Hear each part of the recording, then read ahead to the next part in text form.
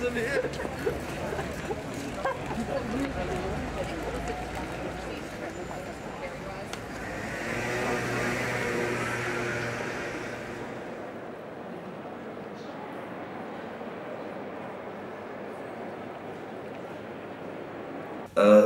Today it's my great pleasure to introduce our speaker for this lunchtime lecture, Dr. Bora, Menaka PP Bora, who is going to speak to us about mudra, manuscript and music. And it seems to me that this is particularly appropriate for her because she is distinguished in the sense that, she's distinguished in many ways of course, but particularly in this respect in that she has training both in dance and in music, and both in the Assam tradition and in the Western tradition. My main approach today is as an ethnomusicologist, a practitioner and choreographer of Hotriya dance and music, and that's how I'm approaching it. My first work, research work that I wanted to show today is about a manuscript that I discovered at the Bodleian Library at Oxford University while I was a Wingate scholar artist about 2 years back at the Faculty of Music. Now I'm going to tell you what it entails, this particular text. It is not yet fully digitalized at the Bodleian Library. I managed to get a copy of the first folio of this text. It doesn't have many illustrations. Nevertheless, it is the first text, and those of you who might be able to read, you might be able to read something about it. But I'll tell you about this text, the significance of this text, in particular to this tradition, of the performance tradition, and in Assam in general. A rare Sanskrit manuscript entitled Srihasta Muktavali, which contains an elaborate treatise on the use of hasta, hand gestures, in traditional Indian performances. So in other words, it's a text containing the names and usage of Indian gestures. The term hasta is commonly used in the art of dance and histrionics in India. The Sanskrit title, Srihasta Muktavali, literally means a garland of hand gestures. That's the literal meaning of the text. There are references in related studies suggesting the usage of an earlier version of this manuscript by the Hindu Vaishnavite monks to depict stories from the Ramayana and Bhagavata Purana through performance of a 15th century living tradition of dance, drama, music called Hotriya in Assam. I hope to propose that a study of this Bodleian copy of the Srihasta Muktavali provides ample scope for understanding the unique characteristics of classical Assamese dance and music traditions. And in the wider context, this study raises issues on how a study of manuscript can be applied to the development of classical performance traditions in contemporary India. One of the unique hand gestures of this text is the Gajadantam Hasta, elephant tusk gesture, which appears in the fourth line of the folio 23. My mother, Indira PP Bora, has done a lot of work as well on various gestures and texts, and I keep going back to her. I work with some of the local dance masters to find out how maybe we could use this Gajadantam. We do know from the text that it is used like this. However, to depict an elephant, we could perhaps show this way, the tusk. Add a little movement of the elephant gait.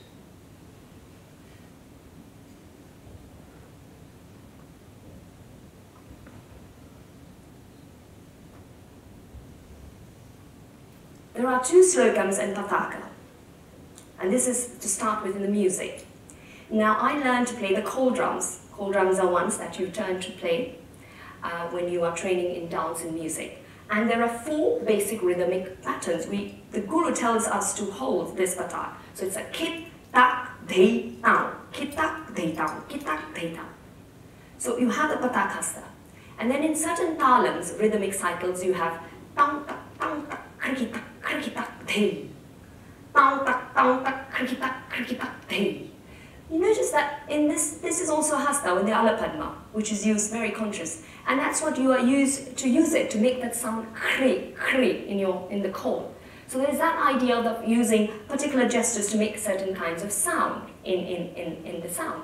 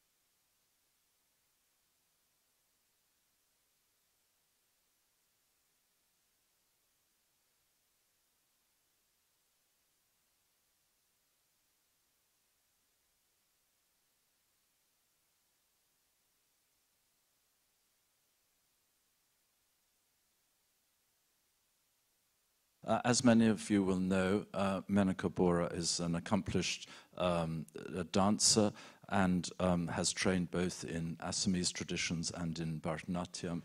She comes from a renowned lineage. Her mother was a very well-known dancer, Indira Bora. Again, some of you will know the name.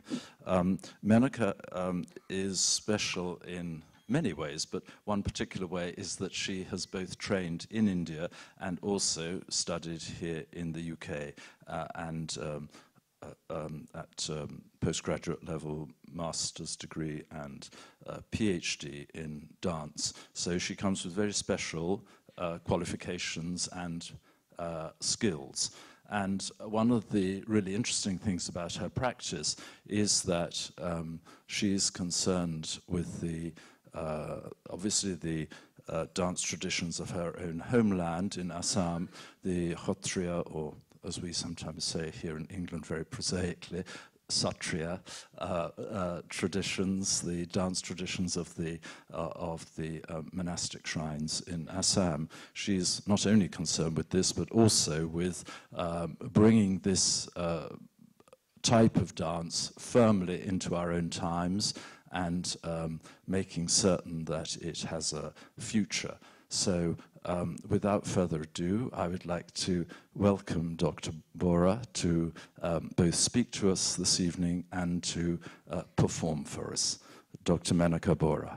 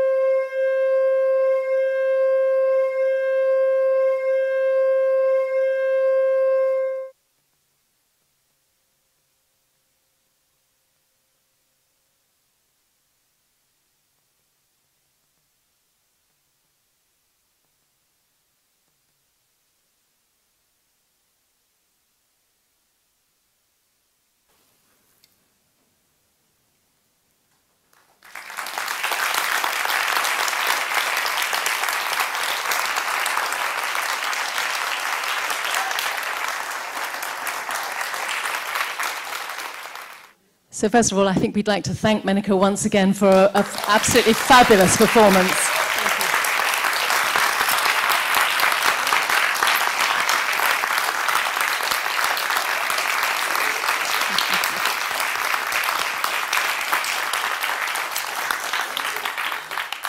It's really after that, at such riches, what do we now go on to? You've already given us quite a lot of information while you've been talking to us. But I think that it's such an interesting, to use the word again, it's such an extraordinary situation where the tradition with the monks has been brought out onto the stage in this exquisite form that's now been termed a classical dance of India. And I think to perhaps ask you a little bit about the relationship with the monks. I know your mother's got a film of them dancing in the 1950s, and before you went to New Zealand and Australia last year, you went to the senior monk and asked for his blessing, and you took some monks with you. So I think maybe to talk a little bit about that work that you've done since your teenage years. You've been working with some of the monks in training. Could you tell us a bit more about that? Yes, I think what just comes to my mind, and in occasions like this, is there's a lot of what we call hadhana, it's a word, sadhana, and dedication that goes behind such work and such ambition, because we've got to be extremely sensitive towards the traditions that is being lived, and then to recreate and adapt and present it as a concert art form. We never touch the technique, we tend to keep the technique, but it's all about how we present it with keeping up with the challenges of timings and the concerts and the audiences that we face today. And what was particularly interesting with this experience that I had last year, because I got a lot of time, usually when I was doing my research at Oxford University in ethnomusicology, one of the very renowned ethnomusicologists I have to mention, Professor Martin Stokes, he's always inspired me to say, yeah, do look at the archives of the books, but have you thought about looking at the body as the archive, you know, of carrying that, the bodies of the monks and how they express themselves, the male monks, and how your body as a female performer adapts to that technique. And what I was particularly taken up as a little challenge, because Borpeta Hotra is one of the only hotras now where they don't allow female members to go inside the prayer halls. Even today, there is a controversy going on in Assam that they still don't allow. So it was particularly a challenge for me to say, here is a beautiful tradition. There was a tradition of what we call a bhortal dance, a cymbal dance, played with Nagara drums, and it's only performed by male monks. Of course, now female performers are beginning to learn. So we thought about working with these monks. I've known them for many years, but we said we're going to create this repertoire to tour Australia, New Zealand, and all the other countries. We were talking earlier about the beautiful exhibition, and we've heard a little bit more about it tonight. I was asking Menaka, and I'd like to ask her now to see if she can have a think about this. The cloth itself has a huge presence, really, for Assamese people. And I was asking her when she was growing up whether there was any emotional kind of interest or memory that was given when you were younger about this cloth. I think when I was growing up, we heard about the Vrindavani Vastra's Honkordeo's cloth, and all we heard was a very simplistic history. The British came and they stole it from us, probably, and kept it at the British Museum. That's all I heard all this while. Yes, of course, that's what we do. And it's true. Until, of course, I came to, I mean, I was reading some of the articles, but, you know, as a child, that's what you hear and you believe, that's the story. But of course I came, and many years ago, before even I met Richard, we communicated, and I began to read Richard's articles on this, the history of the cloth, and rosemary quills from V&As, which Richard very kindly gave me. So I was interested in a project about 8 years back, when I was a lecturer in dance at Kingston, to look at relationship between that. And then I understood this sort of complex global and local history with so many traditions of coming together. And I think today, when I was talking about presenting this tradition, there is a lot of goodwill, and people are excited that it is a cloth being presented. But I think for myself, it is a great treasure that is very well preserved, and I think being at a global center always gives the visibility of a culture that, you know, we can celebrate. And I think looking at the bigger picture, that is very important.